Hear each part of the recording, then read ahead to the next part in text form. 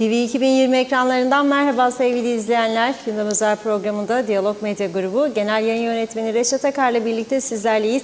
Geciktik, hızlıca konuları sizlere aktaralım. Evet, Kıbrıs'ın kuzeyinde kuzu eti ithali konusu gündemin ilk sırasında yer almaya devam ediyor. Hayvan üreticileri pazartesi günü gerçekleşecek eylem için adanın her tarafında toplantılar düzenlerken yaklaşık 1000 tarım aracının başkent Lefkoşa'ya ineceği bildirildi. Hayvancılar Birliği Başkanı Mustafa Naimoğlu'nun dün Gündem Özel'de yapmış olduğu açıklamalardan sonra polisin eylem konusunda olağanüstü önlemler alacağı öğrenildi.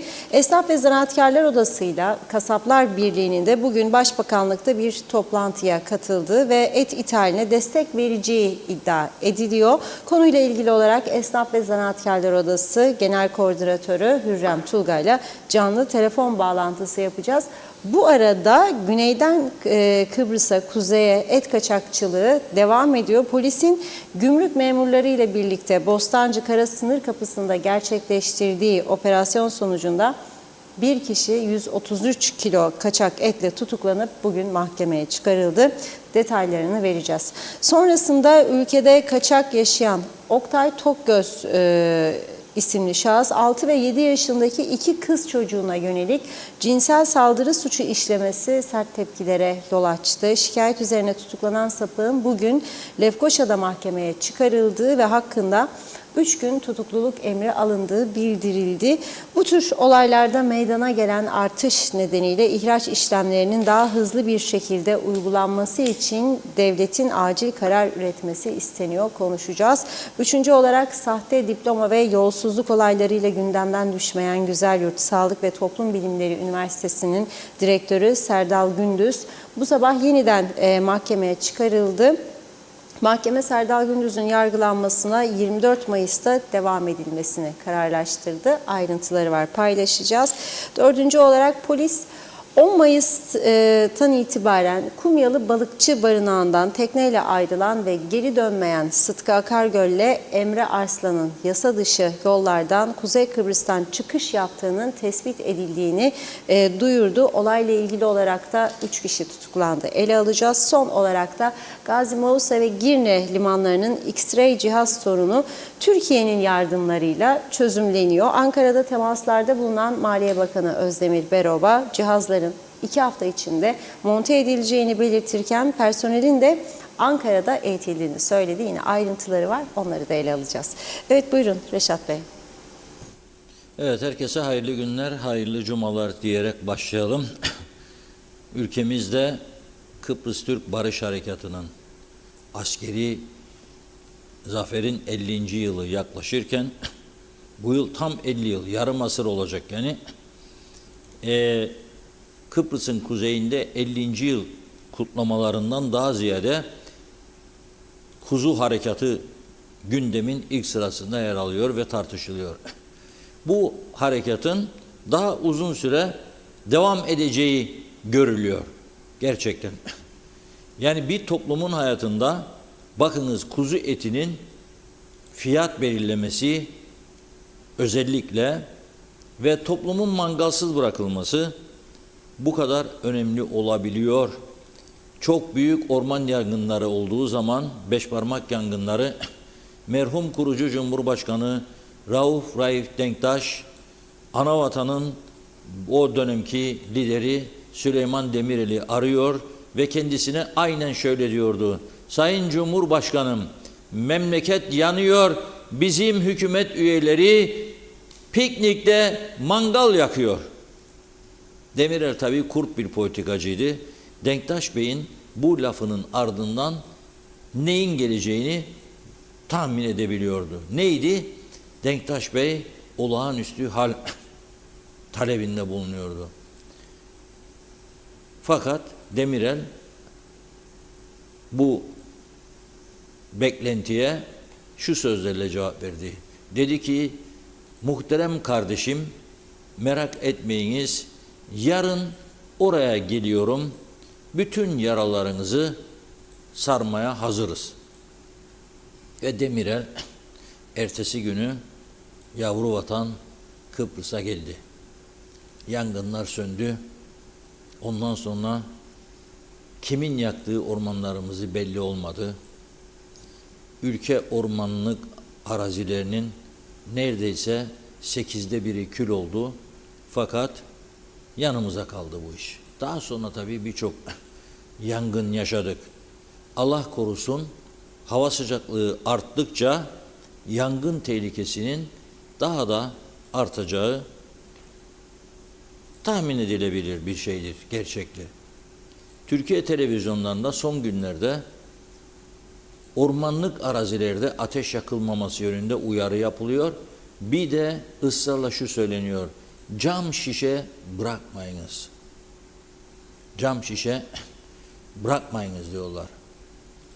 Çünkü aşırı sıcakta cam şişede ne oluyor? Kıvılcıma yol açıyor ve ormanları yakıyor. Kuzey Kıbrıs'ta bu yönde herhangi bir önlemin alındığını bugüne kadar duymuş değiliz. Güney Kıbrıs'ta 8 tane yangın söndürme uçağı ve helikopteri olmasına rağmen kara araçları bizdekilerden çok daha fazla ve çok daha mükemmel olmasına rağmen 2 tane Ürdün'den, 2 tane de Avrupa'dan yardımcı olmak amacıyla uçak ve helikopter gönderiliyor. 4 adet daha doğrusu Ürdün'ün gönderdiği helikopterler Baf havaalanına yerleştirilmiş vaziyette bekliyorlar. 2 tane de Avrupa Konseyi'nin göndereceği uçak olacak. Bizim taraf neyle uğraşıyor? Kuzu harekatıyla. Pazartesi günü büyük bir eylem olacak. Dün hem Başbakan Sayın Ünal Üstelik'i hem de Hayvancılar Birliği Başkanı Mustafa Naimoğulları'nı bağlamıştık. Mustafa Naimoğulları programda pazartesi günkü eylemden dönmek yok dedi. Başbakan Ünal Üstel de et ithaline iznini iptal etmek yok, geri adım atmak yok dedi. Dolayısıyla kılıçlar çekildi.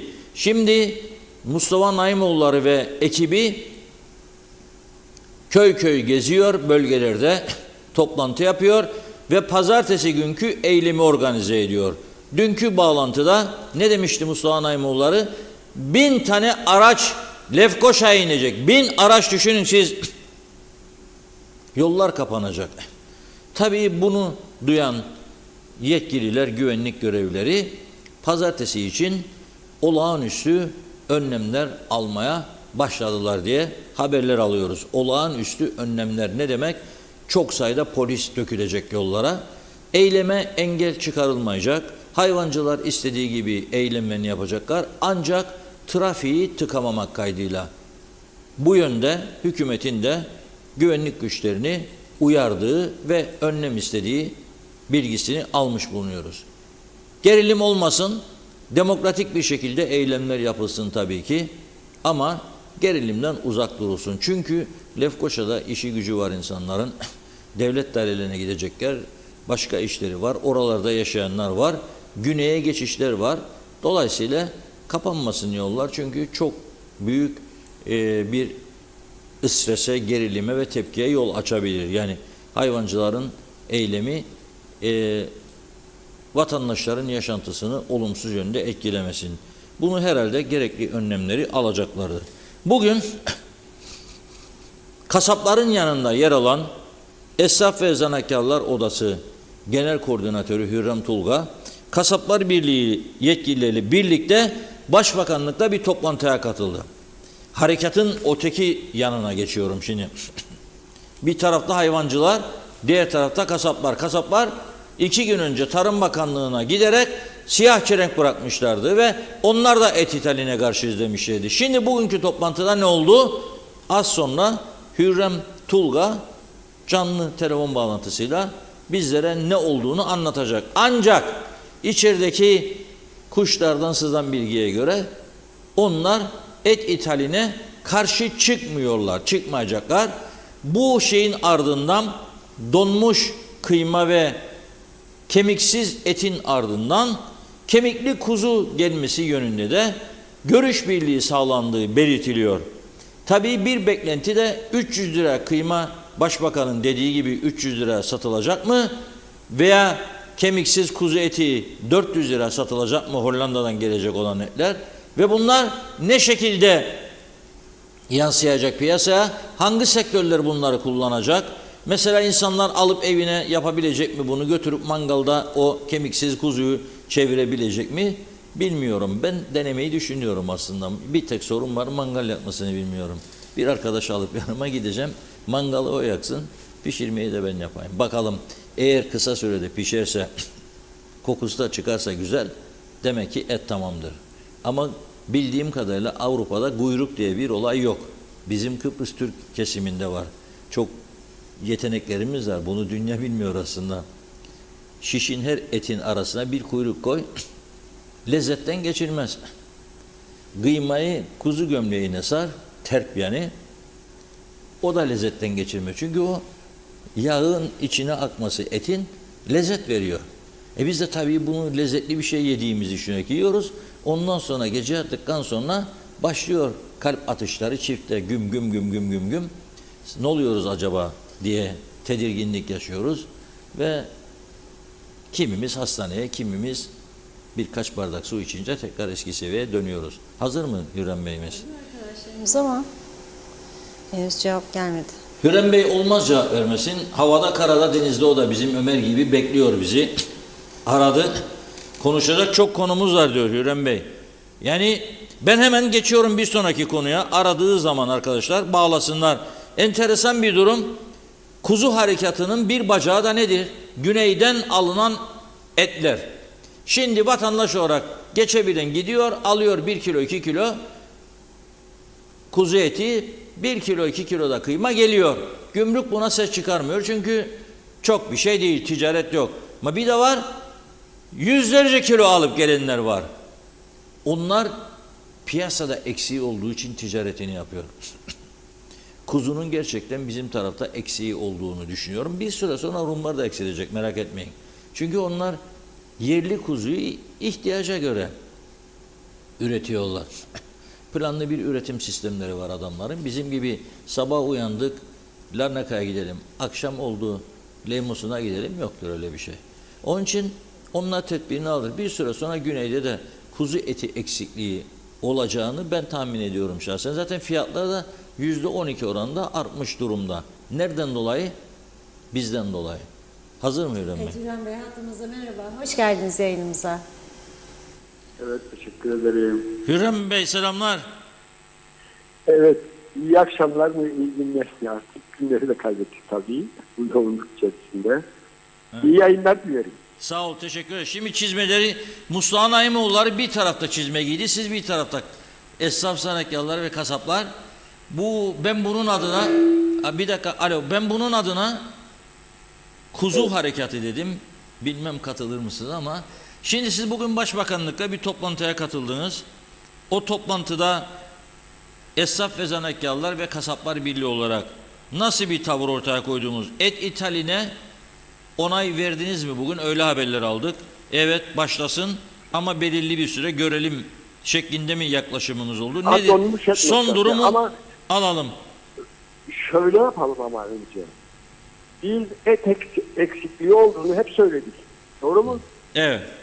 O ülkede et eksikliği var. Kasaplar da bizim tabii. Önce onu söyleyeyim. Bizi dinleyen hayvancı dostlarımız da var. Hayvancılardan. Öncelikle böyle bir çatışmanın içine girmeyeceğimizi özellikle esnaf odası olarak onu söylemek durumundayım. Ama kasapların da meslek haysiyetine kesinlikle dokundurmayız. Bunun altını çiziyorum. Çünkü bu adamlar esnaftır. Toplamaları da esnaftır. Et ve et ürünleri işletmecileridir bu insanlar. Zanaat yapıyorlar. Hayvancının kesimlik hayvanlarını halka arz eden insanlar.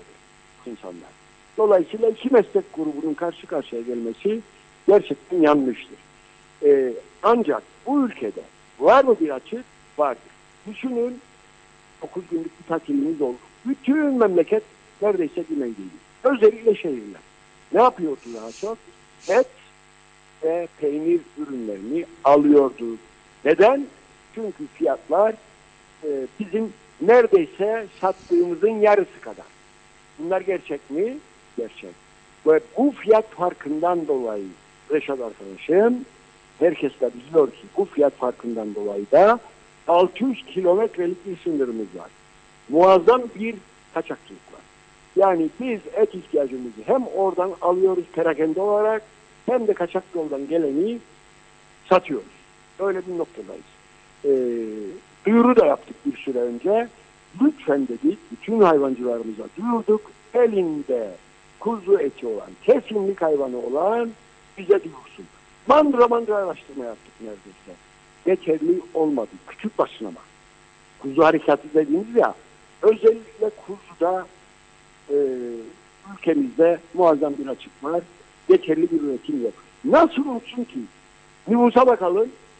Hareket halindeki nüfus en küçük tahmin, en az tahmin 801 milyon. Hareket halindeki nüfus. Peki üretimde artış var mı? Daha önce siz eminim hatırlarsınız, kuzu ihracı verdik, keçi ihracı verdik. Var mı öyle bir durum? Köy analizini yaptığımızda küçük başta da gerileme var. Zaten bir de inşaat insanlar kısa günün karı peşinde ne yapsınlar diyeceğim ama birçok alanda kapatıldı inşaattaki gelişmelerden dolayı. Yani küçük başta da gerileme var. Bu açık kaçak yoldan gideriliyor ya da kapılardan gideriliyor. Bu noktada bizim söylediğimiz şu oldu, kasapların da söylediği şu oldu, aklı başında tüketicinin de söylediği, halkımızın da söylediği şu oldu. Biz artık bu kuzeyde ete ulaşamıyoruz. Dolayısıyla et satın almak istiyoruz. Kuzeyde eti satın alabilecek bir fiyattan almak istiyoruz. Yani açık vardır. Dolayısıyla buna bir çözüm bulunsun dendi. Herkesin dediği de bu. Biz de dedik ki karkas olarak et gelsin. Şimdi sizin sorduğunuz soruya geliyorum. Ama karkas olarak giriştiğimizde, hamle yaptığımızda hellim tescilinden dolayı Türkiye üzerinden karkasın gelemeyeceği bize bildirildi. 45 gün önceki meseleyi söylüyorum. Ama neyse ki bugün o da çözüldü. Yapılan girişimler sonucunda Türkiye üzerinden karkas et gelebilmesine onay verildi. İzin verildi yani. İzin çıktı şimdi. Evet. Karkas et dediğiniz bütün kuzu mu? Evet. Kemikli yani. Kemikli. Evet. Yani kesilmiş halde 51 soğukta, soğutucu şeylerde, yine konteynerlerde ama dondurulmuş değil. Taze. Bu onaylandı bugün. Bu yeni bir haberdir. Dondurulmuş mu gelecek? Değil. Yani bence çok önemli bir açılım bu. Evet. Ancak burada artık bir iradeye ihtiyaç var. Burada bir iradeye ihtiyaç var. Bir kabule ihtiyaç var. Yoksa kasaplar birliğimizde dondurulmuş ete açıkçası dondurulmuş eti talep etmek, karkas eti talep etmek. Ama mümkün olamadığından karkas et ithali dondurulmuşa döndü. Bu sefer kemiklisine de hayır dendi. Ancak glob halinde gelebileceği çıktı ortaya. Başbakanlık da bu çerçevede, Bakanlar Kurulu da bu çerçevede karar aldı. Özellikle Başbakanlığı girişimleriyle. Morali bozuldu tabii kasapların. Çünkü dondurulmuş etin bu ülkede çözüm olmayacağını da herkes biliyor. Tazesi varken kapının hemen ötesinde dondurulmuşa kim gider? Allah aşkına yaşanar karşım. Ama yine de tabii biz gerekli katkıyı yapacağız. Kasaplar olarak da satabilmek için de tezgaha koyacağız. Ama çözüm olmadığını herkes vurguladı. Çünkü dondurulmuş olduğunda hijyen meselesi de var. Soğuk zincirlere ihtiyaç var. Dondurucudan dondurucuya gitmesi lazım. Böyle bir problem de var. Bir de tüketim alışkanlıklarını biliyorsunuz. Tazesi varken niçin dondurucuya alsın ki? Böyle bir mesele de var. Yani çözümünün dondurucu lopun çözüm olmayacağı da ortada, ancak varsın fakir fukara içinde bir seçenek olacaksa olsun. Alamayanlar için alamayacak yani alım gücü yetmeyenler için de bir seçenek olacaksa elbette ki olsun. Ona da kimse karşı çıkmıyor. Ama şu anda karkas etle ilgili çalışmalar devam ediyor. Bu noktada da Başbakanlığın tabii ki bir irade ortaya koyması lazım. Evet. Söylediğimiz de şudur Reşat arkadaşım. Kontrollü. Yani bu demek değildir ki yerli üretim gözden çıkarılacak. Evet 10 tane Hürrem Bey, hayvan satana- şimdi Evet. vatandaşlar açıklık istiyor, açıklık anlatmamız lazım. Evet. Şimdi Bu bu çok somut zaten. bir haftaya kadar gelecek dedi Sayın Başbakan. Kasaplar, siz berabersiniz, gece gündüz birlikte Evet. hareket Aynen öyle. ediyorsunuz. Kasaplar bu gelecek olan donmuş kıymayı ve kemiksiz eti satacaklar mı? Satacaklar.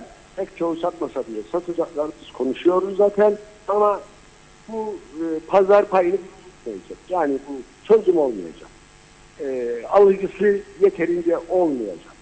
Söyledikleri oluyor. Restorancılarımızın da söylediği oluyor. Biz bu eti kullanmak istemiyoruz. Bizim taze ete ihtiyacımız var. Servis sektörünü de, otelleri de çok fazla etkiliyor biliyorsunuz. Ve pahalılık her yerde aldı başını gidiyor. Şu anda en çok zorda olan da temel gıda kullanan servis sektörüdür biliyorsunuz. Et de en önemli şey. Unsur çok kullanmak istemiyor. Bunun çözüm olacağını söylemiyor hiçbir paydaş açıkçası. Ama tezgaha koyma noktasında bugün Raşit Şenkaya'da Beresi de söyledi. Evet. Biz tezgaha koyacağız, satacağız. Karşı değiliz. Gelsin de. Ama bu çözüm değil. Söylenen budur. Yani çok net anlaşılması açısından söylüyorum. Tamam. Tabii ki pek çok kasaba Şimdi burada sizin buna tepkisi de var. sizin Ama Esnaf ve engel Sanatkarlar Birliği olarak sizin bence bir önemli göreviniz daha var. Şimdi lahmacun oldu 160 bazı yerlerde. Bazı yerlerde 120, 110, 130. Doğru. Ben de lahmacunu çok severim tabii. Her gün yesem bıkmam. Doğru. 100 sene yemesem aklıma gelmez. Ama bu lahmacun düşecek mi 120'den 60'a gariban yiyecek mi? Şimdi 600 alır kıymayı 120'dir bana. 300 alınca düşürecek mi 60'a, bunu denetleyecek misiniz? tabii ki zaten mesele o değil mi? Şu anda en zorda olan sektörlere baktığımızda yiyecek, içecek sektörü olduğunu Reşat arkadaşım söylemek zorundayım. Maalesef. Ve nereden kaynaklıdır? Neye de geçen insan olduğumuzu da biliyorum. Şu anda maalesef Güney bizden restoranlarıyla, içecek sektörüyle daha ucuz konuma geldi. Peki sebebi ne? Otellerimiz için de aynı şeyi söylüyorum. Daha ucuz duruma geldi. Neden o zaman? Nedeni ne? Siz de çok iyi biliyorsunuz ki daha çok faktör temel gıdadır. Et değil, peynirdir. Bu pahalılığı yaratan büyük ölçüde ve özellikle et ve maalesef çok temel bir girdidir. Toplumu da doğrudan ilgilendiren bir meseledir. Ve toplumun neredeyse geçemeyen toplumun yarısı da et yiyemiyor.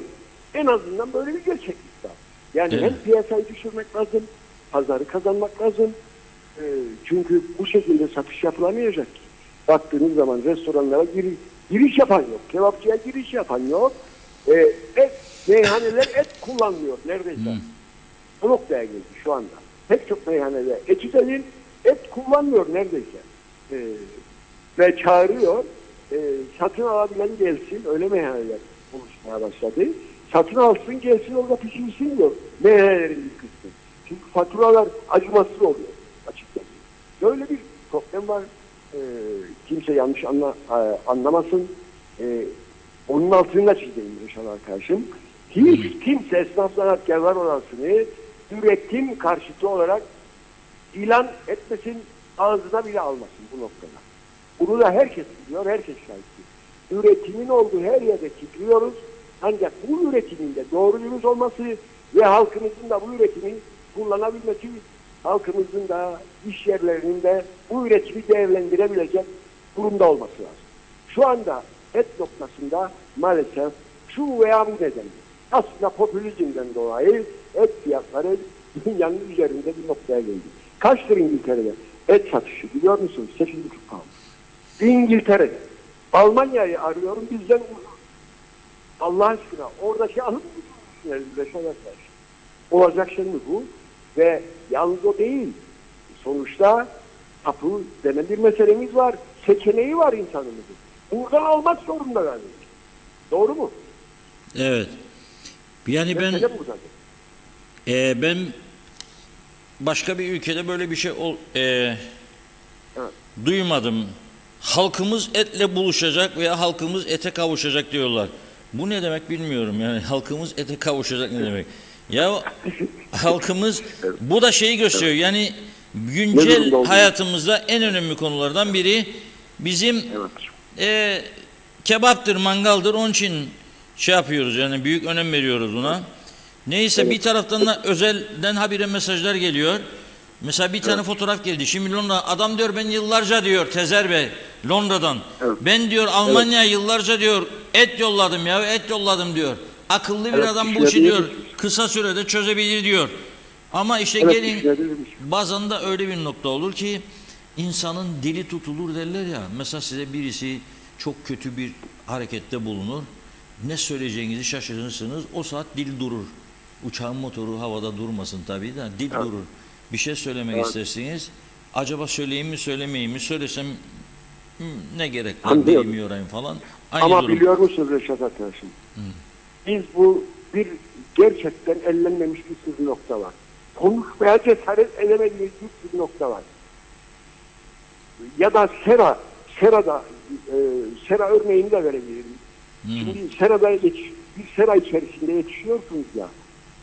O serayı açtığınız zaman gerçek dünyayla karşı karşıya geliyorsunuz. Yani bizim Kuzey Kıbrıs'ta serada yaşam idame ettirme artık mümkün değil. Çünkü tapular var, dünyayla irtibat var. Bütün bunlar ortaya çıkıyor. Düşünün, güneyde canlı et fiyatı 160 sene. Canlı tartarken 160, bizde 250-300 oluyor. Yeah. 2 kat. Bu kabul edilir bir şey mi? Yani bugüne kadarki politikaların sonucu, popülizmin sonucu, yeterince bu işleri önemsemememizin bir sonucu ama çekirge 1 atlar, 2 atlar, 3 atlar. Biz etle halkı buluşturamıyoruz. Etle halk buluşsun vallahi. Herkes et yesin. Sabah, öğlen, akşam kahvaltıda ciğerini yesin. Öğlen öğlen kıymasını yesin. Gece şişini yesin. Evet, 1 kilo kaysa 150 lira vereceğime yarım kilo kıyma alırım gorun mangalının üstüne. Oh ne kadar güzel. Ama yapabilelim yani. Tamam, yapacak bundan sonra demektir. 300'de düşerse herkes alacak kaysa, 150 vermeyecek, ona verecek. Ya da kirazmış gelmiş çarşıya. Hoppala yavrum yaz geldi diye bir şarkı var, bilirsiniz değil mi? Çarşıya kiraz geldi. 600 liraya varmış. Böyle biraz iri olanlar 600. Biraz küçük olanlar da 300 lira. 300 lira. Sen hangisini seviyorsun be Hürrem Bey? Akşam oldu mu böyle güneş batınca kiraz mı gaysı mı gider şeyin yanında? Öyle yorgunluğun yanında. Vallahi, efendim? Renkleri karıştırmıyorum şimdi ama evet. Ben çok severim. Savaşınız mübarek olsun. Çok konu var çünkü memleket elimizden gidiyor. Evet, bunun şeye geçmem lazım. Söyleyeyim. Bu bütün toplumu ilgilendiren bir meseledir. Bunun için öne aldık. Kasabın da hayvancılığın da çok ötesinde bir meseledir. Bu mesele bütün bir ekonominin ve toplumun sorunu noktasına gerçekten geldi. Düşünün, et tüketemeyen bir toplumu düşünün. Onun geleceği olur mu? Bu boyut üzerinden bakılmasını istiyorum. Bunun üzerinden bakılmasını istiyorum. Mesele buradadır. Doğru. Ve bu çerçevede de herkesi gerçekten gerçeği görme, kabullenmeye, ama sadece bu mesleklerin kendi çıkarları değil. Artık bu toplum meselesidir. Öyle bakmaya da yazıyorum herkes. Peki, çok teşekkür ediyoruz. Hayırlı uğurlu olsun. Ve cesur olmaya, yürekli olmaya da çağırıyorum. Herkes cesur olsun. Hayırlı uğurlu olsun her şey. Pazartesi bakalım neler olacak. İnşallah gazasız belasız bir eylem olur. Görüşmek üzere Hürrem Bey. Hoşça kalın. Teşekkür ederim. İyi yayınlar. Evet, kuzu harekatını bugün Güzelyurt'ta meydana gelen bir olayla tamamlayayım. Kuzey Kıbrıs Türk Cumhuriyeti'nde hayvan eti fiyatları güneyden çok daha yüksek olduğu için güneyden kuzeye et kaçakçılığı bütün hızıyla devam ediyor. Yalnız enteresan bir durum var. Mausa gümrüğünden arabayı kaçır gümrüğünü ödemeden hava at memleket içinde. Sonra seni yakaladıklarında cezasını ödersin, gidersin. Ne kelepçe ne mahkeme. Et getirirsen kelepçe bilekte. Gelecek. Güzelyurt'ta bugün mahkeme vardı.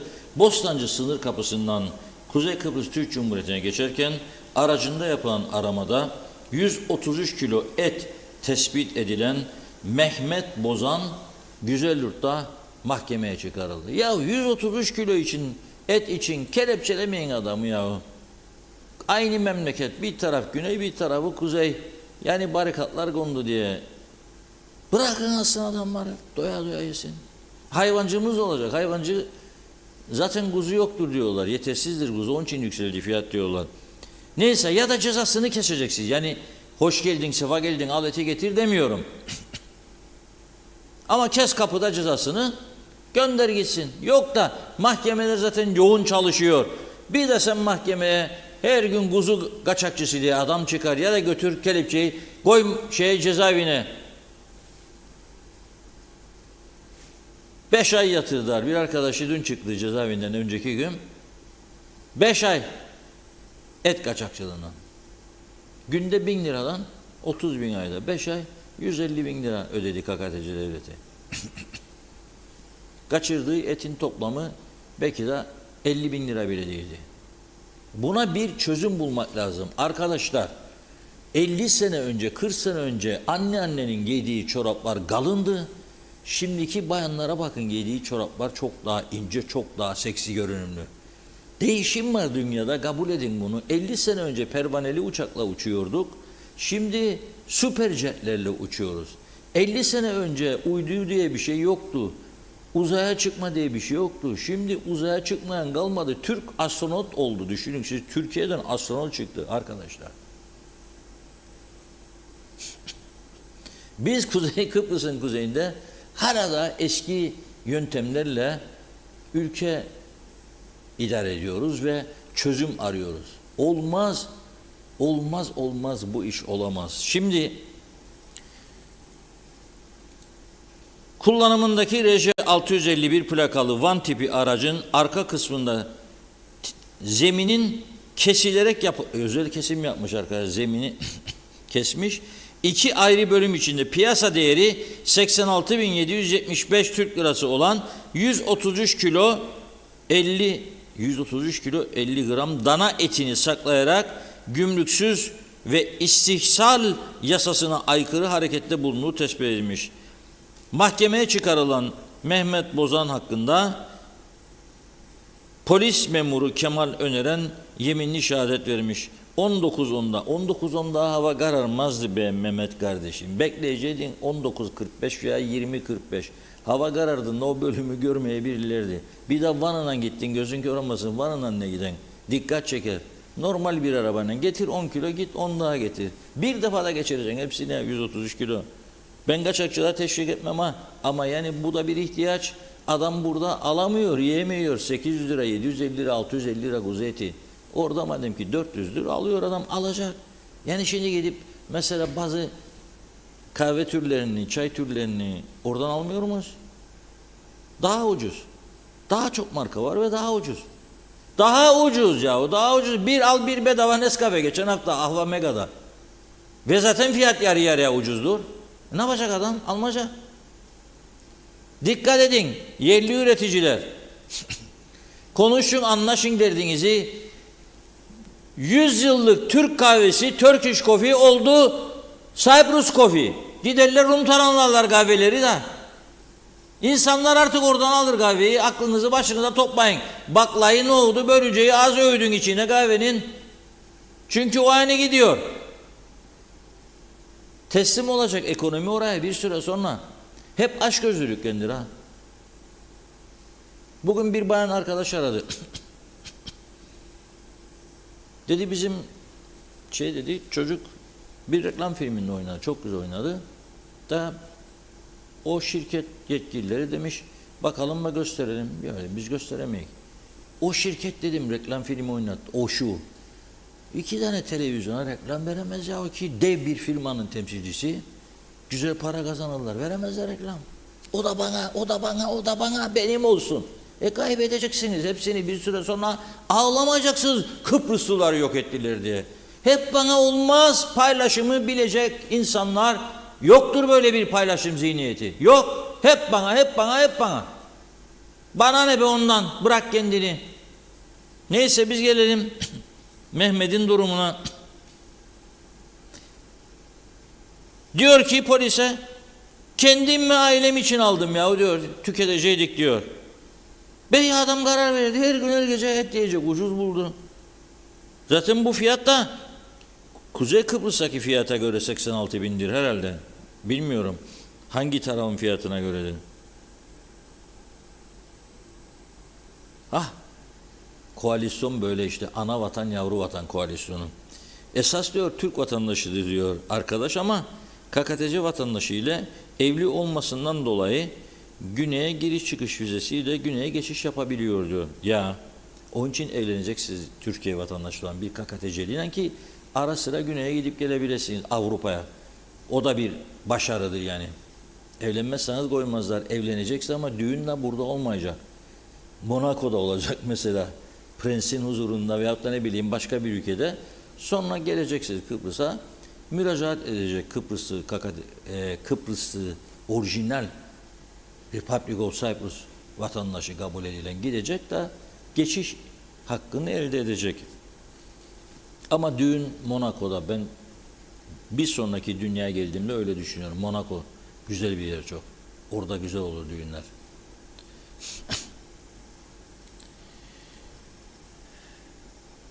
Bostancı sınır kapısının diyor kuzu ve dana eti getirdi diyor. 6.450 lira para cezası kesildi diyor. Yurt dışına çıkışı yasaklanmış ayrıca. Aldın ha 6.450 lira. Bir tane yurt dışına. Ama yasalar öyle emretmiş. 40.000 lira nakit teminat vermiş ayrıca mahkemeye. KKTC vatandaşı bir kişinin 450.000 lira kefalet senedi imzalaması. Aman. Adam altın kaçırsa bu kadar ağır bir ceza olmaz diye düşünüyorum başka memlekette. Buyurun Funda Hanım. Evet, hızlıca başlayalım. Çok yoğun mesajlarımız.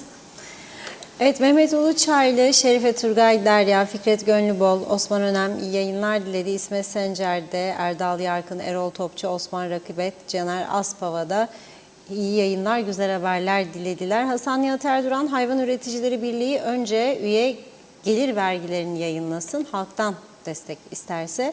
Mehmet Uluçaylı, kaçak et yapan mahkemeye gümrüğe beyan etmeden kaçırılan araç sahibine para cezası yasalar, kişilerin durumlarına göre mi işler?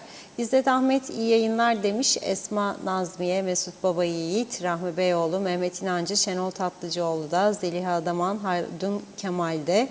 Evet, bakıyorum Mehmet Kutup, Galip Sekban iyi yayınlar, Pembe Halil'de. Ali Dereseven, dün izleyemedim, tekrarını izlediğimde Hayvancılar Birliği Başkanı'nın konuşmalarını dinledim. Mustafa Bey suya ve yemlere zam geldiğinden bahsediyor, doğru. Fakat tek taraflı konuşuyor.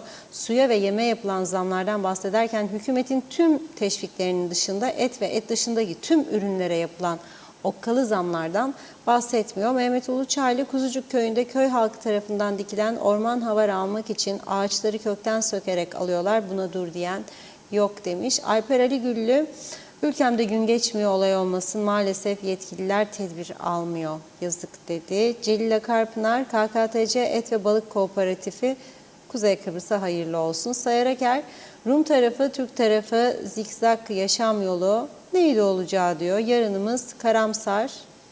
Et mi bizim tek derdimiz demiş. Mehmet Uluçaylı, hayvancılık eyleminde hükümetin vereceği bir kaşık baldan sonra tatlıya bağlanır.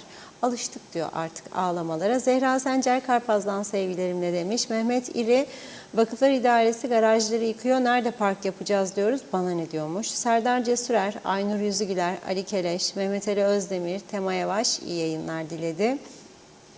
Evet, Tema Yavaş ayrıca demiş ki Londra'dan selamlar, et Kıbrıs'ın en büyük sorunu. Ali Dereseven, Hayvancılar Birliği Başkanı memura verilen artış oranının aynısının et fiyatlarına yansıtılacağını söylüyor. Onay içerisinde memur ve emekli kesim %80 oranında artış almış olacak. Peki bu onay içerisinde hayvan ürünleri olan et, yoğurt, süt, hellim, nor ve kaymak yağına yapılan zamları niye açıklamıyor? Hasan Nihat Erduran, güneyden gıda yasaktır, sağlık meselesi cezası olmalı. Çağatay Donlar, Reşat abi, çalışanlar devlet dairelerine gidecekler dediğin, gidecekler de ne yapacaklar, nedir yaptıkları? Varsın evde kalsınlar, hayvancılar da istedikleri gibi protestolarını yapsınlar. Necdet Mavi Gözlü, Kuzey Kıbrıs Birleşik Afrika Pakistan Cumhuriyeti Başkent Lefkoşa'dan iyi yayınlar diledi. Reşat Bey, külliyenin uğruna binlerce ağacı kökten kestiler. Sonra dağlara şu kadar çam ağacı ekildi diye hindi gibi kabararak övünüyorlar. Külliyenin uğruna kesilen ağaçlar kaç yılda o duruma geldi, kimsenin umurunda değil. Muhalefet derseniz kış uykusunda. Hiçbir şeye karışmıyor. Memleket yabancılardan geçilmiyor. Uyuşturucu, hırsızlık, tecavüz aldı başına gidiyor. Ey muhalefet, kış bitti uykudan, artık kalkın, memleket elden gidiyor. Niye hiç sesiniz çıkmıyor? Muhalefetin meclisteki görevi nedir acaba? Mehmet Uluçaylı, Avrupa'dan gümrüğü ödenip et gelecek de Rum tarafından gümrüğü ödenip niye geçemiyor da insan kaçak yollara başvuruyor? Güzin Atik, 74'ten önce yine buzlu et vardı. Biz yiyorduk. Babam Maraş'tan Rum'dan alırdı. Güzeldi. Tabii Rum'da kontrolden geçiyordu. Güvenirdik, herkes de yerde. Engin Sedat Tüz'ün dünyanın her tarafında buzlu et var. Bizde de vardı bir zamanlar. Zaten Rum tarafındaki etlerin büyük kısmı buzlu ettir. Gelsin vatandaş ucuz et alsın. Beğenmezse yerli alsın. Arın Barkut İsmetoğlu, üreticiyi destekleyip girdileri düşürmeleri gerekiyordu. Her şey bu kadar pahalı olurken et doğal olarak yükseliyor. Üretimi kaybetmek demek ileride daha büyük sorunlar getirecek. İnsanların geçim kaynağını ellerinden aldılar. Yanlış karar. Ayrıca mandıralar kuzu doluyken et eksikliği var demek. Araştırmadan işine geldiği gibi konuşmaktır yazmış. Güzin abla, gelecekte maliyeti ne olacak halka arz noktasında? Emireli tatlı değil, gün geçmiyor ki küçük yaştaki çocuklara cinsel taciz haberi okumayalım. Yüce Meclis ve hükümetimiz bu konuda tedbir almayı ne zaman düşünecek? Ayhan Demirtaş, gerçek hayvancı kimdir? Önce bunun tespit edilmesi lazım. Yoksa annesinin adına, kardeşinin adına, kaynatasının üstüne hayvan gösterip devlette memur olanlar da hayvancı mı? Hüseyin Turan, vatandaşın uygun fiyata ete ulaşabilmesi için gereği yapılabilmeli, yetti diyor. Nazime Nalbant, herkese selamlar. İnşallah et sorununu çözerler. Londra'da çok yerde donmuş et satarlar ama ben almadım. Alanlar var ama beğenen de var, beğenmeyen yemez. Türk bakkalında da taze görürüm, alırım demiş. Bir de hayvan üreticileri yeterince yardım verilmiyormuş onlara. Onu da bir şey bilmediğimiz için bir şey diyemiyoruz demiş. İyi ki varsınız. Vedat Allah Kerim, halkın %80'i et yiyemiyor. O meyhanelerde bir gezin Tolga Efendi demiş. Kimler yiyip içiyor? Duyan da sanır Kıbrıs meselesi. Turgay Gezen, ben şahsen et ithali konusunda hükümetin tavrını doğru buluyorum. Çok konuda eleştirsek de hayvancılara yaptığı yem desteği, diğer teşvikler göz ardı edilemez. Hayvancılık meşakkatli bir iş, ancak hükümet bu konuda yapabileceği yardımı yapmakta. Eylem yapma noktasına getiren neden hükümetin et ithaline izin vermesi. Bu memlekette nasıl ki donmuş birçok gıda maddesi ithal edilmekte, pekala kırmızı et, kıyma da olabilir. Eğer ülkede her şey pahalı olmuş ve halkın alım gücünü aşma noktasına gelmişse başka ülkelerden ithal yoluna gidilebilir. Bundan daha doğal ne olabilir ki? Açıkçası hayvan üreticileri bu konuyla ilgili sert tavırlarını anlamakta güçlük çekiyorum. İnsanlarımızın daha ucuz et almalarını istemiyorlar mı? Cemil Şekerci, ben Rum'dan almaya devam edeceğim demiş. Mehmet Uluçaylı, esnaf zanaatkarlar şimdiye kadar neyi denetlediler de bundan sonrakini denetleyecekler diyor. Denetlemiyorlar. Marketlerde de paket, kuru yiyecek fiyatları arttı, gramajlar düştü.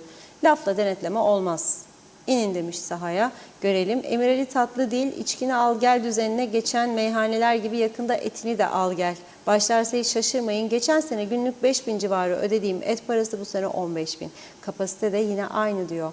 Hasan Nihat Erduran, teşvik, destekler vesaire hep memur ve emeklilerin refahından kesilip verilir demiş. Sendikalar ne yapar?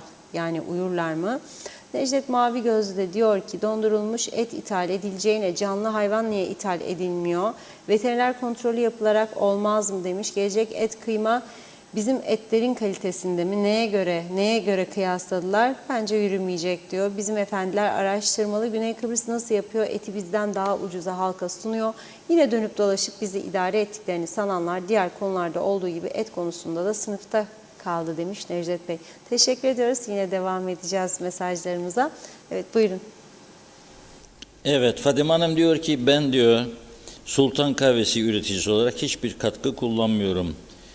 İsteyen gelsin diyor, merak eden ziyaret edebilir. Yalnız diyor tek bir şartım var. Üzerinde parfüm olanı patronum da olsa diyor kim isterse olsun kapıdan içeri koymam diyor. Çünkü diyor kahve çok hassastır. Her kokuyu anında çeker diyor.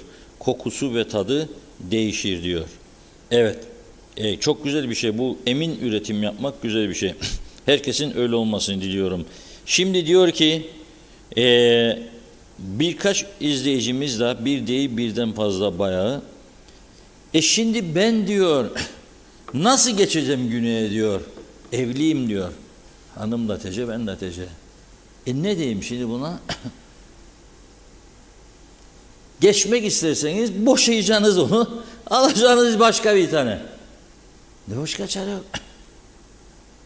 Başka çare yok. Benim daha önce Lefkoşa'da oturduğum bölgede kurnaz bir bayan, yaşlı bir adamcağız var. Artık adam belki son zamanları. Adamı bir şekilde birilerinden bilgi alarak tavlamış. Adam da dul. Hadi son zamanımda güzel bir kısmet çıktı. Bana diyor nikah kıyacağım. Adam diyor kıyacağım. Gidiyorlar askıya asıyorlar da evlilik başvurularını. Ama bizim amca sabırsızlanıyor. Diyor hadi diyor kağıtları da sık. Kadın no diyor.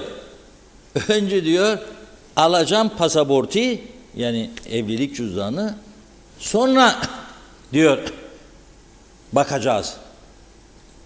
Ve tabii kağıtlar askıdan indiriliyor, bozuluyor iş. Adam uyanıyor o saat veya bir yakını diyor dikkat et diyor da bütün mesele sende değil ya. Mesele ondan. Onun için ne yapayım? Geçmek isterseniz ve uygun değildir eşler değişiklik yapacaksınız bir süre için belki. Sonra gene Allah kerim amin. Allah yazdıysa kısmette varsa olacak. Memleketin hali duman diyeceğim. Gerçekten. Ya bu ülke, her ülke elbette turist çekmek ister, öğrenci çekmek ister, daha iyi yaşam şartları, ekonomiyi geliştirmek ister, yatırımcı ister ama suç makinalarını istemez. Bunlara karşı çok caydırıcı önlemler almanız lazım. Almanız lazım ve bunu oturup hem Türkiye yetkilileriyle, büyükelçiyle ve Türkiye'nin ilgili makamlarıyla, İçişleri, Adalet Bakanları konuşmanız lazım. Ve Türkiye'de suç işlemiş veya başka bir ülkede herhangi bir isim Türkiye'de sınır kapılarındaki bilgisayarlarda adını yazdığın zaman çıkıyor. Aynısını KKTC'de Forever'de görmesi lazım ki koymasın. Eğer suç işlemiş birinin her şeye rağmen ülkeye girmesi için baskı yapılıyorsa o zaman da no diyecek oradaki muhaciret görevlisi. Görevden mi alacaklar? Bir kişi alacaklar, 2 kişi, zaten 3'te bütün toplum ayağa kalkacak. Kahraman olacaklar. Gerçekten buraya turist olarak veya eğitim için geliyorsa hoş geldi, sefa geldi. Ama suç işlemek için geldiyse bu ülke kim isterse olsun, hangi milletten olursa olsun onu sokmayacak. Yetişip soktuysa da anında geri gönderecek. Bakınız bir tane sapık Lefkoşa'da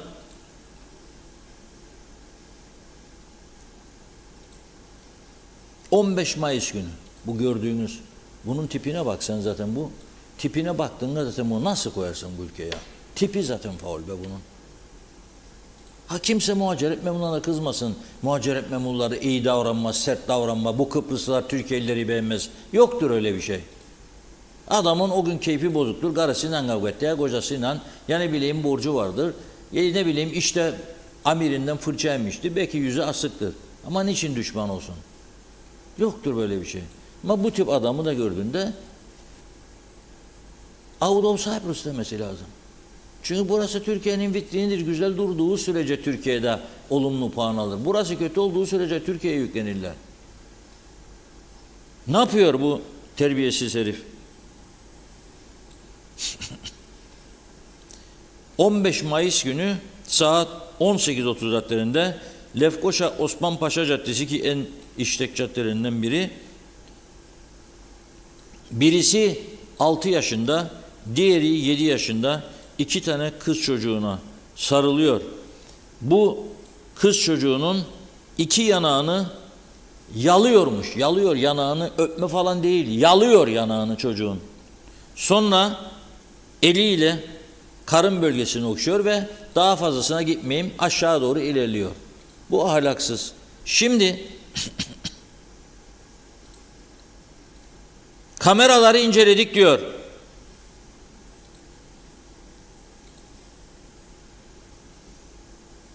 Polis memuru, adli şubede görevli polis memuru Emrah Turgal. Diyor kameraları inceledik. Olay öncesi anı ve sonrası çok net görülüyor diyor. Ve zanlının suçu işlerken bariz bir şekilde görüldüğünü söylüyor. 25.10.2023 tarihinden itibaren diyor bu ahlaksız herif 204 gün süreydir diyor. Kuzey Kıbrıs'ta izinsiz yaşıyor diyor.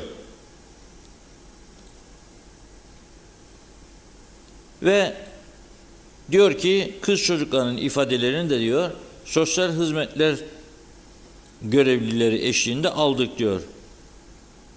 Başka bir suça karışıp karışmadığını araştırıyoruz diyor. Ve mahkeme 3 gün tutukluluk emri veriyor. Şimdi olacak olanı söyleyeyim. 3 günden sonra tekrar çıkacak mahkemeye. Polis tamamladım derse soruşturmamı diyecek ki mahkeme 15 günü geçmemek kaydıyla veya 1 ay geçmemek kaydıyla veya 3 ay geçmemek kaydıyla cezaevine. Şimdi bu pislik herif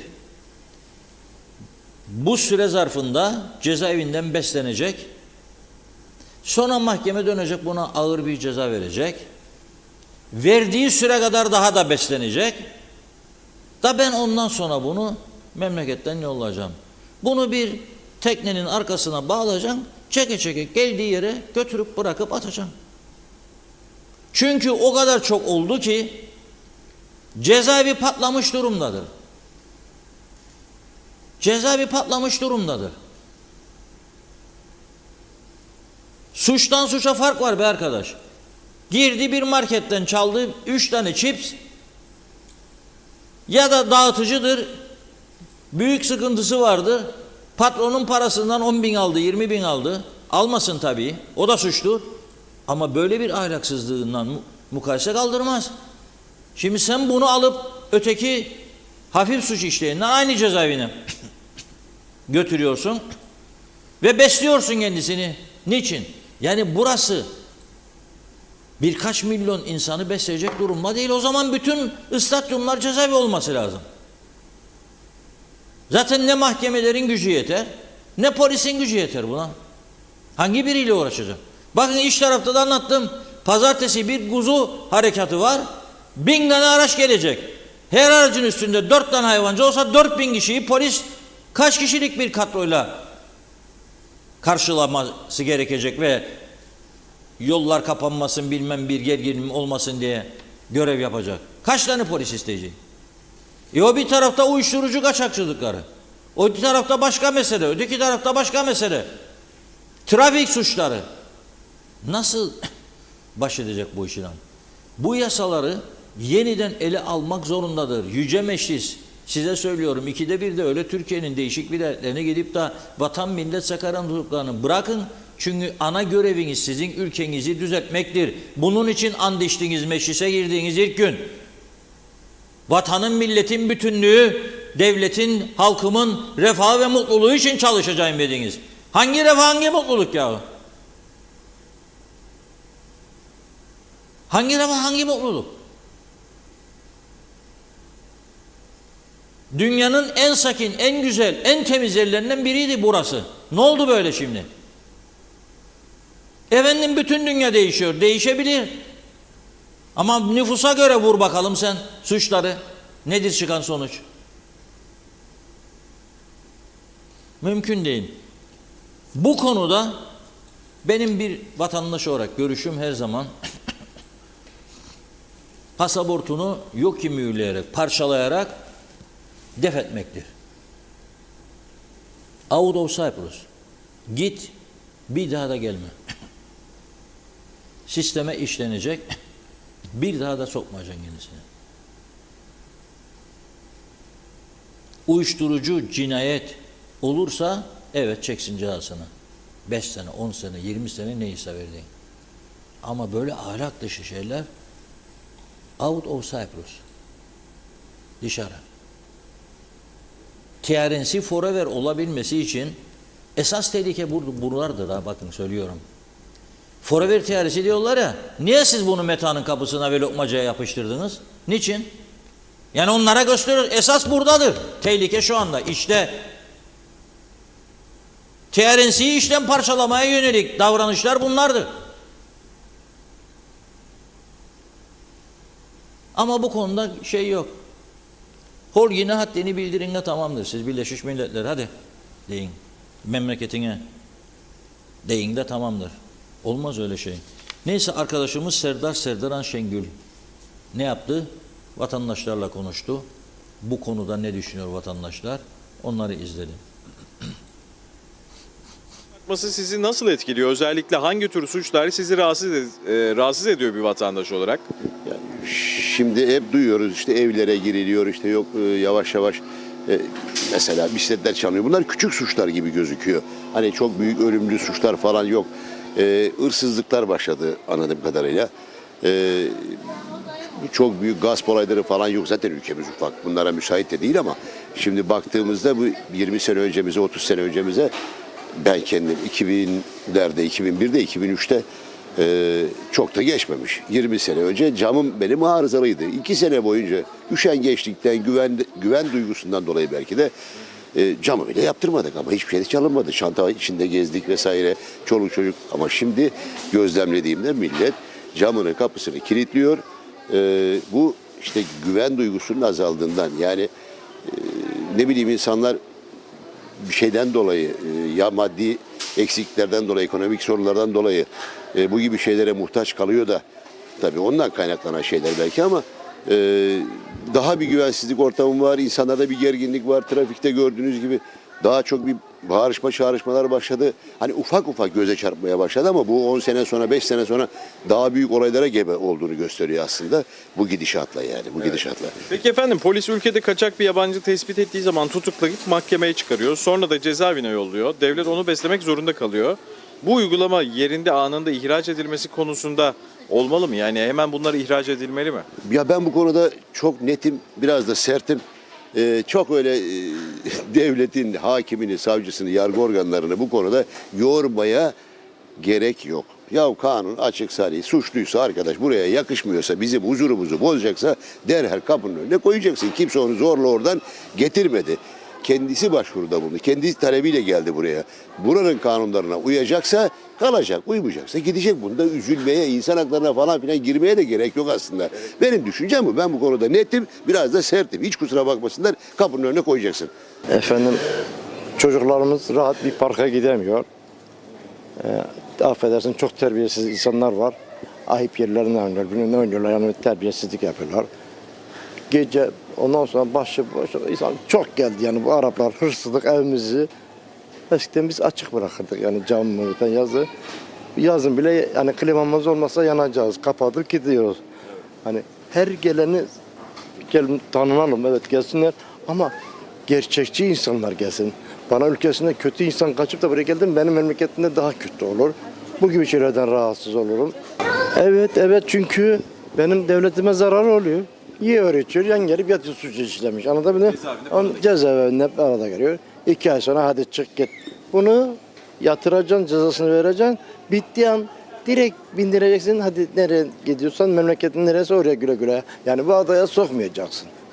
En güzel şey budur benim için. Artan suçlar beni endişelendiriyor tabii ki de. Çünkü her yerde yani suçların bence önüne geçilmesi gerekiyor. ve ne diyeceğimi bilmiyorum ama bence suçların önüne geçilmesi gerekiyor. Özellikle benim gibi genç bir bireyi ben bir kız olarak mesela sokakta yürürken işte saatin kaç olduğu mesela çok önemli oluyor ki Kıbrıs'ta bile artık bu çok rahatsız edici bir durumda.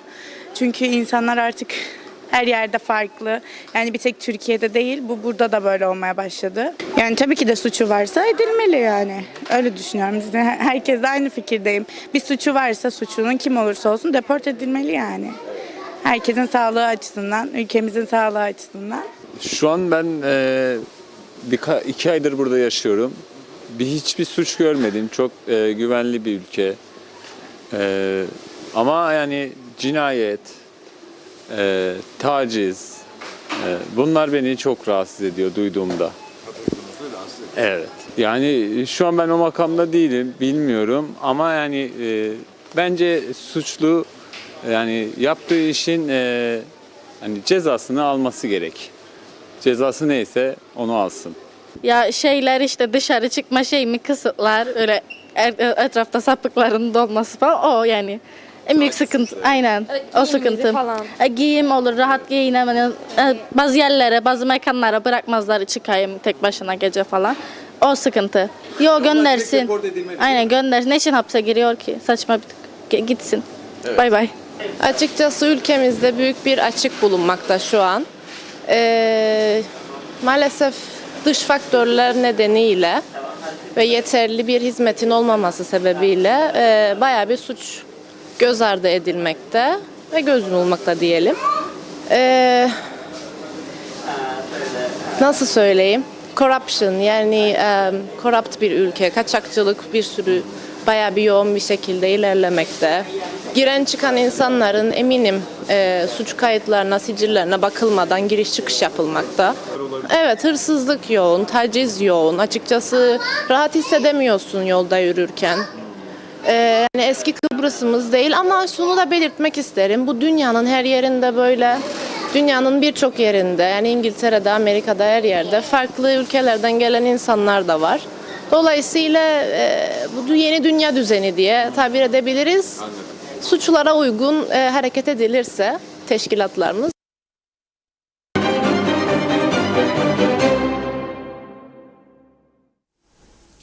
Evet, olaylar bitmiyor. Kuzey Kıbrıs'ın namını, şanını yerle bir eden gelişmeler yaşandı eğitim sektöründe, biliyorsunuz.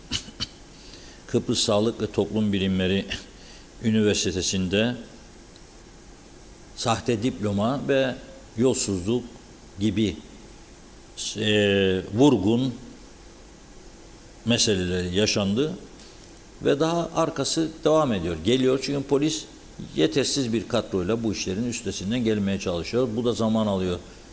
Ve bu işte başrollerde oynayan Serdal Gündüz Bey, üniversitenin direktörü, o da bilmiyorum, herhalde o da bizi şimdi cezaevinden izliyordu. Kusura bakmasın, yani bu kadar iskandal sonrasında tabii ki mahkemeye girerken çıkarken fotoğraflarını, videolarını çekecek gazeteci insanlar, çünkü herkes kendi görevini yapıyor.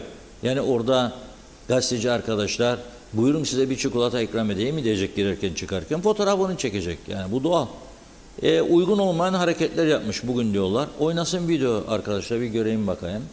Sonra avukatının uyarısı üzerine düzelttiğini söylüyorlar bunu. Niye bozuluyorsunuz ki? Bu kadar büyük iskandal var. Sonra bu olayı biz yaratmadık, bu olayı siz yarattınız ve sizin patronunuz şikayet etti sizi.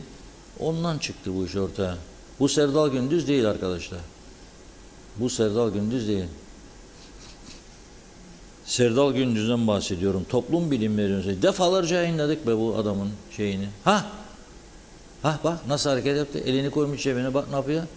Bakın. Geri al, biraz alabilirsen. Geri al. Polis de uyarmış kendisini. Bir de bu hareketi yapıyor. Bak. Yani nah alın demek istiyor. Bu ne demek ya? Yakışmadı hiç. İşte ama bugün de kelepçesiz çıktı. Bu da enteresan. Bugün kelepçe yok gördüğünüz gibi. Cezaevinde tutukludur bu arkadaş. 3 ay süreyle cezaevindedir. Niye bugün kelepçe yok? Kuzu çalan adama, kuzu getiren daha doğrusu çalmadı ya. Kuzu satın aldı getirdi. Bastınız kelepçeyi, buna niye? Nasıl oldu bu iş? Enteresan bir durum.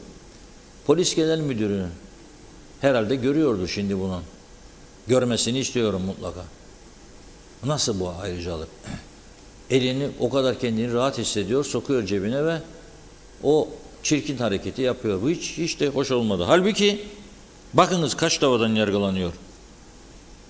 Sahtekarlıkla banka emri düzenleme, suç gelirini aklama, sahte belge düzenleme ve tedavile sürme, dolandırıcılık ve sahtekarlıkla para temini olmak üzere 113 davadan yargılanacak. 113. Serdal Gündüz Bey. 113 davadan yargılanacak. Bakalım, bekliyoruz ne olacağını. 113 dava ne olacak? Mahkeme bugün çok kısa sürede erteleme kararı aldı. 24 Mayıs tarihinde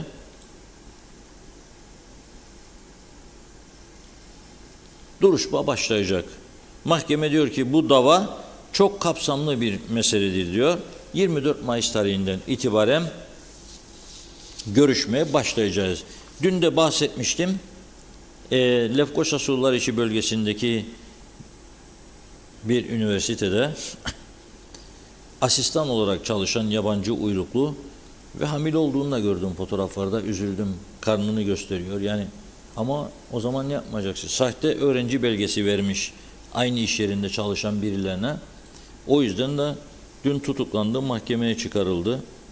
Kendisine 6 gün fotoğrafları vardı galiba. Kendisine 6 gün, diğerlerine de birer gün tutukluluk emri verildi.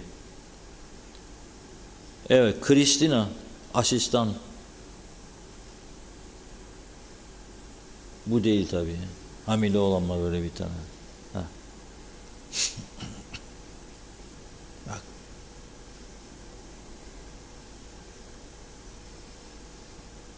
Üniversitede asistan görevi yapıyormuş. Yabancı uyruklu. Verdikleri de yabancı uyruklu. İşte karnını tutuyor gördüğünüz gibi. Hamile. Yazık, çocuk da karnında, suç işlemeseydi daha iyi olurdu. Gerçekten mahkemelerin işi de zor, polisin işi de zor, vatandaşın işi de zor. İşi de zor. Bir taraftan da devamlı ihbarlar yağıyor. Mesela Kudret Özersay bugün yeniden Polis Genel Müdürlüğü'ne başvurmuş. Ne için? Kamera cezaları.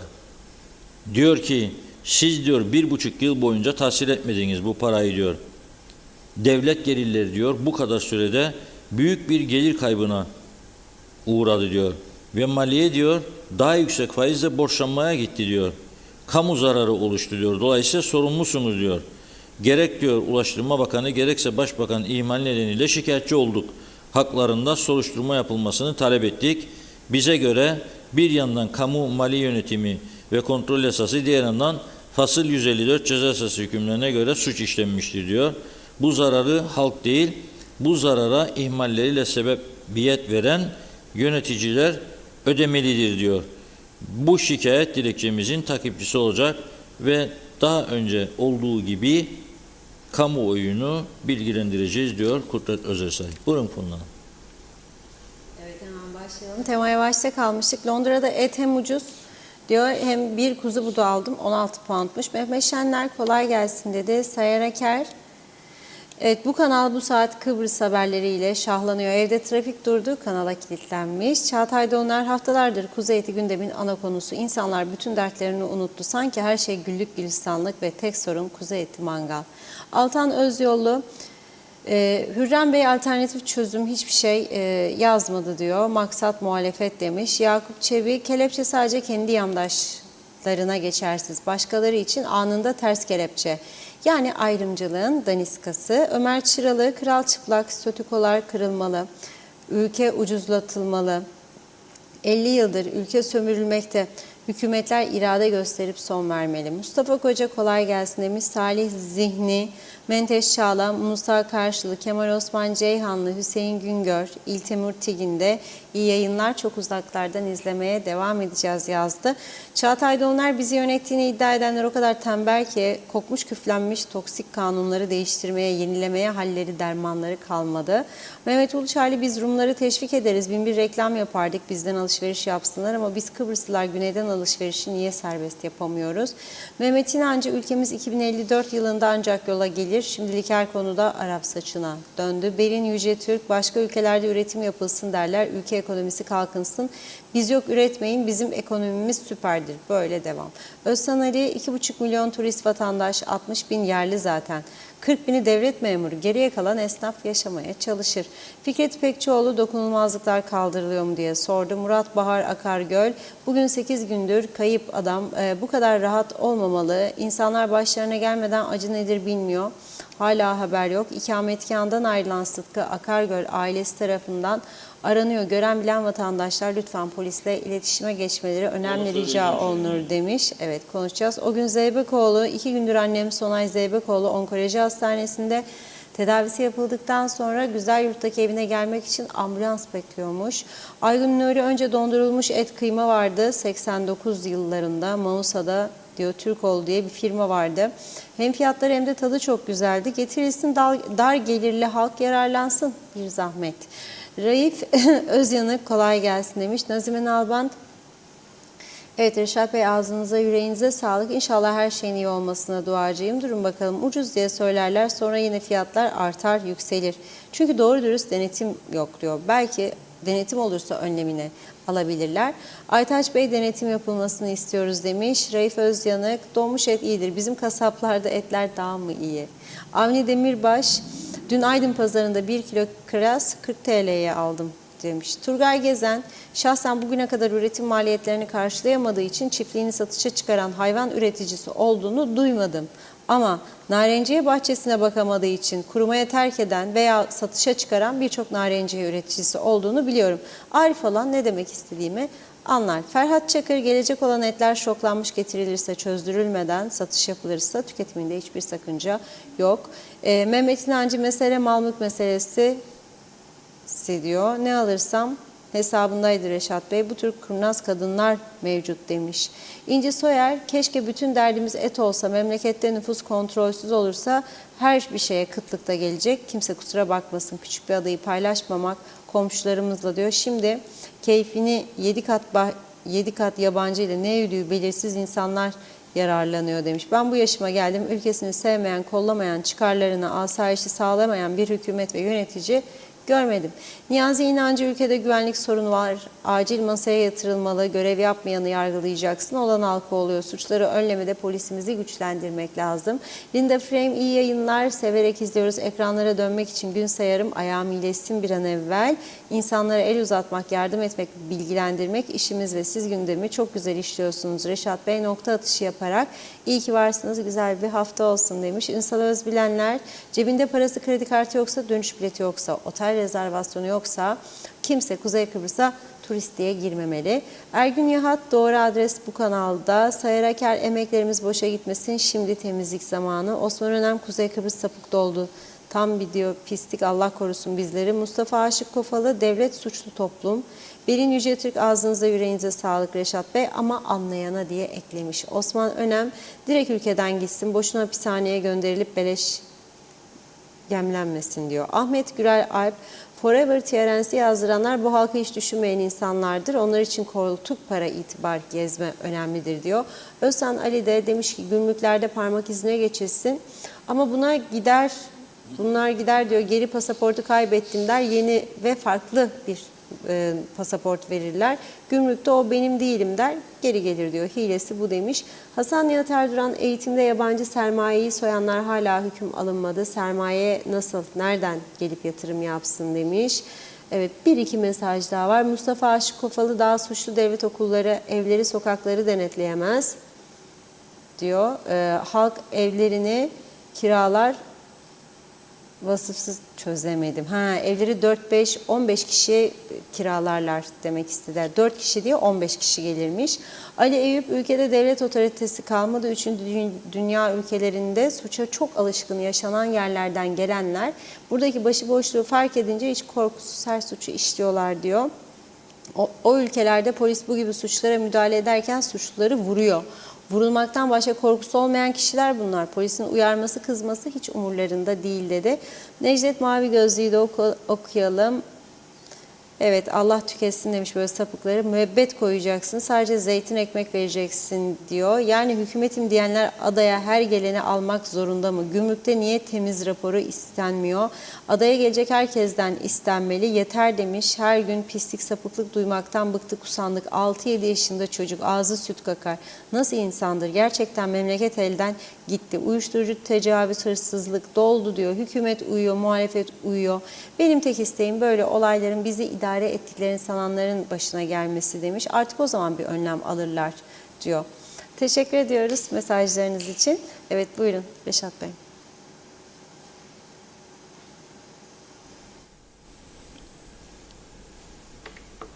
Evet, teşekkür ediyoruz. Az önce bir izleyicimiz de yazmıştı. 2 gencimiz kaç gündür balıkçımız kayıp diye. Biz 2 gündür bu konuya hiç girmemiştik. Çünkü polisten tatmin edici herhangi bir bilgi alamadığımız için. Yani burada bizim birilerini yanıltma hakkımız yok. Doğru haber vermek zorundayız. Bu bizim habercilik anlayışımızın bir gereğidir. Öyle ihbarlar geliyor bize, öyle iddialar geliyor ki hep bunların hepsini araştırıp da ancak verebiliriz. Araştırmadan tek taraflı haber yapmak ne demektir? Bir tarafı mağdur etmektir. Belki o kendini haklı görüyor, öteki de kendini haklı görüyor. Bu böyledir. Biz bunu yapmadığımız zaman bazı kişiler çok ayıp ediyorlar. Bizimle ilgili saçma sapan şeyler yazıyorlar. Onları biz bir yere havale ediyoruz. Herkes kimin ne olduğunu bu ülkede çok iyi biliyor. Tek taraflı habercilik yapmıyoruz. Şimdi bu konuda da çok mesaj geldi bana. Kaç gündür bekledik. Bugün polis kısa bir açıklama yaptı ve o açıklamanın üzerine biz polis yetkilileriyle görüşme yaptık. Nedir? Daha detaylı bilgi elde edebilmek için. Yani öyle pat diye çıkmıyor hiçbir şey önümüze.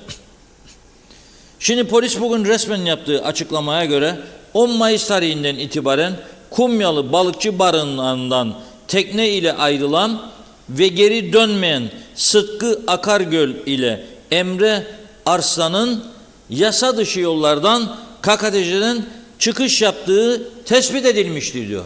Yani ülkeyi terk ettiler demek istiyor. Yani yok ki biri kaçırdı. Ülkeyi terk ettikleri görüşüyor.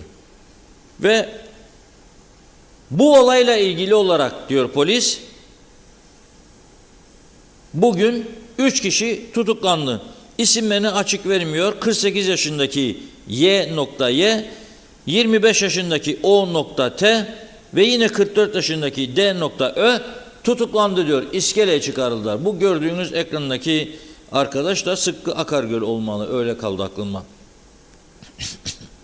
Şimdi bizim elde ettiğimiz bilgiye göre bu 2 genç ayrılıyor Kumyalı Balıkçı Barınağı'ndan ve ülkeyi terk ediyorlar. Türkiye makamları şu ana kadar bu 2 gencin Türkiye'ye girdiğine ilişkin herhangi bir tespitte bulunmadı. Bizim polisimizin tahmini Suriye'ye gittikleri yönünde. Suriye'ye gittikleri yönünde. Gelişmeleri izlemeye devam edeceğiz. Önemli gelişmeler olduğunda bunları da sizlerle birlikte paylaşacağız. Bugün bu konuda verebileceğimiz en önemli haber bu. Ülkeyi yasa dışı bir şekilde terk ettiklerini açıklıyor polis. Nereye gittikleri meçhul. Türkiye şu anda oraya gittiklerine dair bir bilgi veremiyor. Öyle bir tespit yok.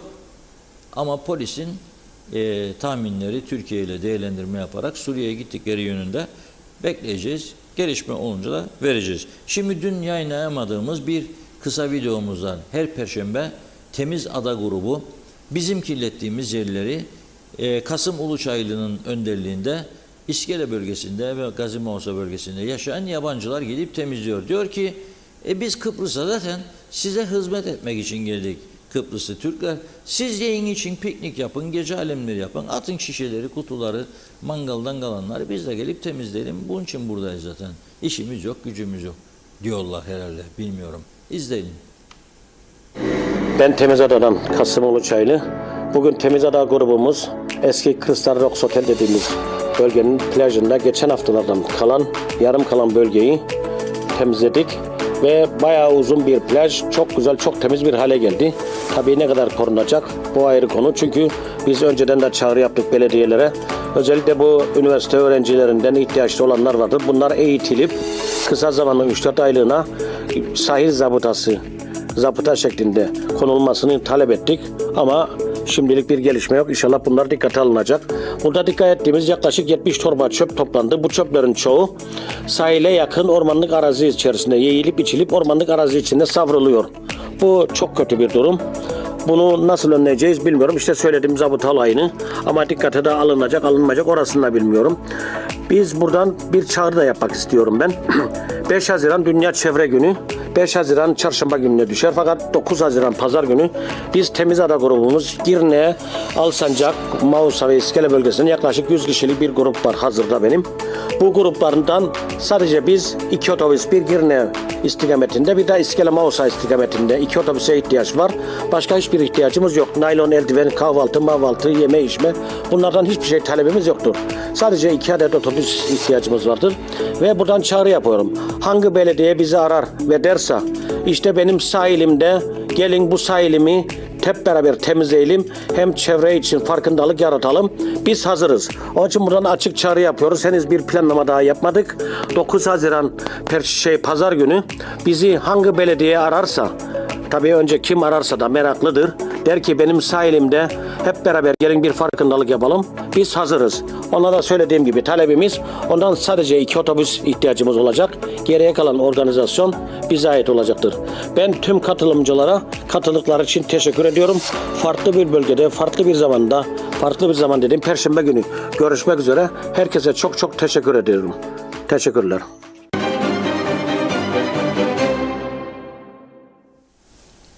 Evet, Temizada grubunu kutluyoruz.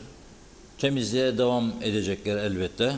Güzel ülkemizi kirletenler ama vazgeçsinler bundan. Hem bu ülkede yaşıyorsunuz hem bu ülkeyi kirletiyorsunuz, olmaz. Tabii bunun için ne yapmak lazım? Caydırıcı ceza lazım. Caydırıcı ceza. Ve denetim. Adı var işte. Kendi yok. Çevre Bakanlığı var. Hani nerede? Nerede? Ben görmüyorum. Hiçbir şey de yok. Belediyeler, tiyatro festivalleri, bando takımı, orkestra, koro falan güzel. Festivaller, panayırlar güzel. Temizlik yeterince yok. Tabii biz de kirletiyoruz. Cezalar caydırıcı değil. Hep o yüzden oluyor bunlar. Yazık. Memleket bizimdir diyebildiğimiz sürece ancak o memlekete sahip çıkmış oluruz. Neyse, programı güzel bir hayır duayla kapalım. Türkiye'ye Allah razı olsun diyelim. Çünkü Gazi Mausa, hani dediler bize Birleşmiş Milletler Ercan'ı uluslararası yapalım. Gazi Mausa'yı da Maraş'ı verin dediler. Yok dedik biz asla katla. Bizim egemenliğimizdedir.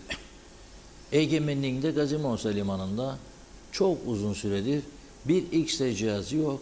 Gelen tırlar içi silah dolu, insan dolu, kaçakçılık, uyuşturucu dolu girerler. Sen de burada ondan sonra koştursun polisin deli gibi de yakalasın, silahlar nereden geldi? Aynı şekilde yine turizm limanından, yazık günah ya. Bundan daha büyük bir ihmal olamaz. Neyse, Maliye Bakanımız Ankara'daydı biliyorsunuz. Orada görüşmüş ve sağ olsun Türkiye yetkilileri yanınızdayız her türlü koşulda.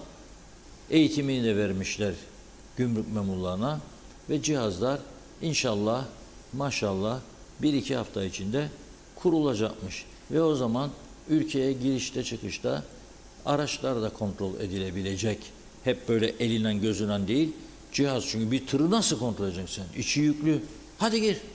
200 tane memur götürsen orada vinçler indireceksin. Kaç tane tır geliyor? Mümkün değil. Bütün dünya buna döndü, teknolojiye. Geçer oradan. X-ray içine oturur başına bir kişi bilgisayarın. Görür bunları. Ha, yapamadık bu kadar zaman. Esas bunlara bakmak lazım. Yani Holgin Hanım'la konuşurken öncesinde, çünkü açık gözdür onlar, takip eder burayı. Yani bir konuşmazdan önce bunları halletsek de daha ayaklarımızın üzerine durarak konuşabilsek daha iyi olacak diye düşünüyorum. Güzel bir hafta sonu dileklerimizle. Efendim bugün 33 dereceydi başkent Lefkoşa veya Lefkoşe veya Nikosya. 33 derece. Bakalım ne olacak? Bu sene çok ağır bir yaz geçecek diyorlar. O zaman biz buraya bilmem neyle çıkacağız. Atletle falan belki, ya da hiçbir şey gelmiyor. Üst taraf böyle ve de yukarıdan aşağı şeyler var. Şimdi büyük eğlenceleri veriyor ya dışta mekanlara, soğutucu üflüyor yukarıdan aşağıya. Onlardan koyacağız herhalde. Bakalım. Görüşmek üzere diyelim. Benden bugünlük bu kadar. Evet, teşekkür ediyoruz size ve izleyicilerimize. Ben de sağlıklı, güzel bir hafta sonu geçirmenizi diliyorum. Yeniden görüşünceye dek hoşça kalın.